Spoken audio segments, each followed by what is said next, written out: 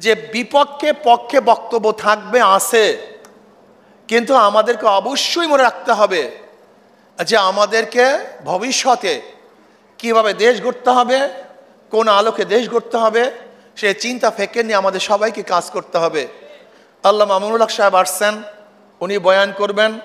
আমার জন্য দোয়া চাই, আমিও দোয়া করি নবী আলাইহিস সালাতু ওয়াস সালাম 23 বছরের জিন্দেগির উপর যেন আমরা সবাই আমল করতে পারি।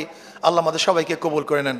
এই মাত্র আনতা আবুদাল্লাহ কাআন্নাকা তারাহু ফা ইল্লাম তাকুন তারাহু ফা ইন্নাহু ইয়ারাক, এর উপরে বিশদ আলোচনা করছি।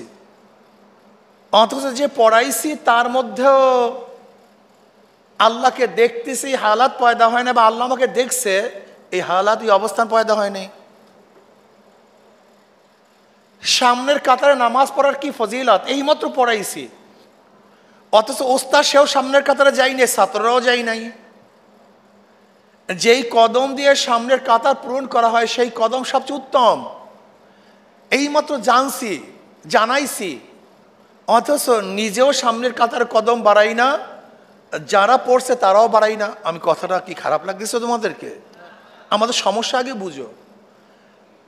আমি বললাম দেখেন, এই আমাদের ওস্তাদ, উনি হলো মুহাদ্দিস সাহানি, কিতাবুল মাগাজি পড়ান। উনি পড়ান কিতাবুল মাগাজি, নবী আলাইহিস সালাতু ওয়াস সালাম যুদ্ধ সম্পর্কিত আলোচনা করেন। কিন্তু ওনার বুকে হাত দিয়ে বলুক তো, ওনার মধ্যে যুদ্ধিয়া কি একদিনও আসছে কিনা? আমি একটু জড়ি। উনি এইমাত্র নবীর তলোয়ারের ফজিলাত পড়াইছেন, কিন্তু উনি তলোয়ার নিয়ে রাস্তা নামতে পারবেন কিনা? ওনার লজ্জা লাগবে। উনি তলোয়ার নিয়ে সামনে বের হতে পারবেন না, লজ্জা লাগবে। এটা আলেমদের শানের খেলাফ। অথচ এইমাত্র নবী আলাইহিস সালাতু ওয়াস সালামের জুলফিকার সম্পর্কে আলোচনা করছে, অথচ আমি তলোয়ার নিতে লজ্জা পাই।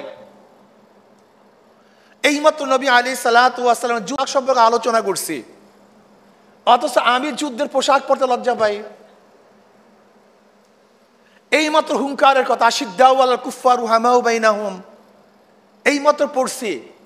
অথচ আমি বেঈমানদের সামনে কথা বলতে লজ্জা পাই, সংকুচিত হই। এর মানিটা কি? এর মানিটা হলো যা পড়ি পড়াই, শুধু পঠন পাঠন, এটাকে আমলে পরিণত করতে হবে, এই চিন্তা আমাদের মধ্যে নেই। এটা আমার গবেষণা, ভুল হতে পারে। জানি না তা না, আমরা জানি না তা না, আমরা মানি না। হাসাদ সম্পর্কে জানি, হাসাদের গুনাহ সম্পর্কে ওলামায়ে কেরাম জানে না তা না, কিন্তু আমাদের মধ্যে হাসাদ সবচেয়ে বেশি। শয়তান হাসাদের গাঁঠটি মাথায় নিয়ে বাজারে রওনা করছে। একজনে প্রশ্ন করতেছে, ভাই তোমার মাথার মধ্যে কি? কলে হিংসার গাঁঠটি, হাসাদের গাঁঠটি। কোথায় যাও? কলে বাজারে যাই। কিসের জন্য? করে বিক্রি করার জন্য। কলে বিয়াকুফ, তোর হাসাদের গাঁঠটি কে কিনবে? কলে আপনারা আলেমরা কিনবেন। হাসাদ সম্পর্কে আমরা জানি, কিন্তু আমাদের মধ্যে হাসাদ বেশি। কেবের সম্পর্কে আমরা জানি, কিন্তু আমাদের মধ্যে কেবের বেশি। রিয়া সম্পর্কে আমরা জানি, কিন্তু আমাদের মধ্যে রিয়া বেশি। ত্যাগ সম্পর্কে আমরা জানি, কিন্তু আমরা ত্যাগী না। ভোগের উপকৃত সম্পর্কে আমরা জানি, কিন্তু আমরা সবচেয়ে বেশি ভোগবিলাসী। তাকওয়া সম্পর্কে আমরা জানি, কিন্তু আমাদের মধ্যে তাকওয়া নাই। তাওয়াজু অবলম্বন করলে কি হয় আমরা সবাই যে, কিন্তু আমরা তাওয়াজু অবলম্বন করি না। এক মুসলিম আর এক মুসলিমকে মহাব্বত করার ফজিলত জানি, কিন্তু এক মুসলিম আর এক মুসলিমকে মহাব্বত করি না। আজকে দিনের জন্য সর্বোচ্চ উৎসর্গ করার হাদিস ও কোরআনের আলোকে আমরা বয়ান করি, কিন্তু নিজে কিন্তু সর্বোচ্চ ত্যাগ করার মেজাজ আমাদের মধ্যে পয়দা হয় না। আমি শুধু একটা কথা বলবো, জনাব মুহাম্মদ রাসূলুল্লাহ সাল্লাল্লাহু আলাইহি ওয়াসাল্লাম 23 বছরের জিন্দেগির বা আমল করা শুরু করুন, আর কিছুর দরকার নেই।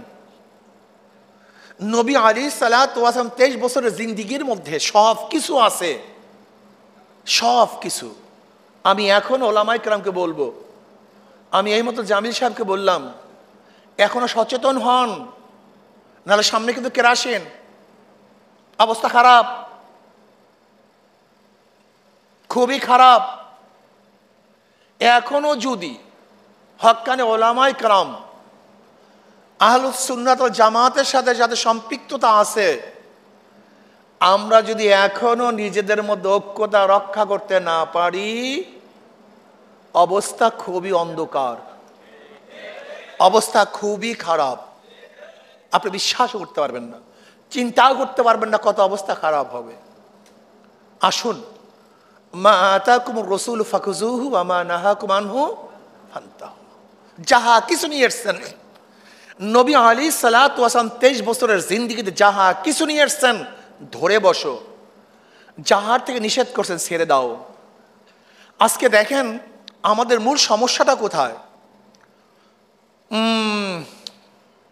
রাষ্ট্র সম্পর্কে আমরা পড়াই, কিন্তু নিজেদের রাষ্ট্র গঠন করব এই চিন্তা মাথার মধ্যে আসে না। নবী আলাইহিস সালাতু ওয়াস সালাম তিনি দেশের প্রধান ছিলেন, আবু বকর রাদিয়াল্লাহু তাআলা দেশের প্রধান ছিলেন, ওমর রাদিয়াল্লাহু তাআলা দেশের প্রধান ছিলেন, ওসমান রাদিয়াল্লাহু তাআলা দেশের প্রধান ছিলেন, আলী রাদিয়াল্লাহু দেশের প্রধান ছিলেন। অথচ আমি দেশের প্রধান হব এই চিন্তা আমার মাথার মধ্যে আসে না, আসতেই চায় না। বরং আমাদের মধ্যে অনেক কথাবার্তা আছে যা চিন্তাও করতে পারি না। দেখেন যারা ছাত্র সংগঠন করে, এর উপরে আমাদের অনেক ইলজামাত আছে, অনেক, যে ছাত্ররা সংগঠন করা ঠিক না, এইটা ঠিক না, থাকতেই পারে বক্তব্য, এটা আশ্চর্য হওয়ার কিছু নাই। কিন্তু বাস্তবতা হলো যাদের ছাত্র সংগঠন আছে তারাই ক্ষমতায় গেছে, আর যাদের ছাত্র সংগঠন নাই তারা ক্ষমতায় যায় নাই, এটা বাস্তবতা। আমি বলবো না আমাদের কালাম নাই, তা বলবো না, কিন্তু এর মধ্যে নেগেটিভ পজিটিভ কোনো বক্তব্য নাই সে কথা আমি বলবো না। ছাত্র সংগঠন করার এবং না করার উভয় দিকেই বক্তব্য আছে, পক্ষেও যুক্তি আছে, বিপক্ষেও। কিন্তু আমি দেখছি যারা সংগঠন, ছাত্র সংগঠন যাদের আছে তারা ক্ষমতায় গেছে, যাওয়ার অপেক্ষা আছে। আর যাদের ছাত্র সংগঠন নাই তারা ক্ষমতায় যেতেও পারবে না, অপেক্ষাও থাকতে পারবে না। আমি কথাটা বুঝাতে পারছি?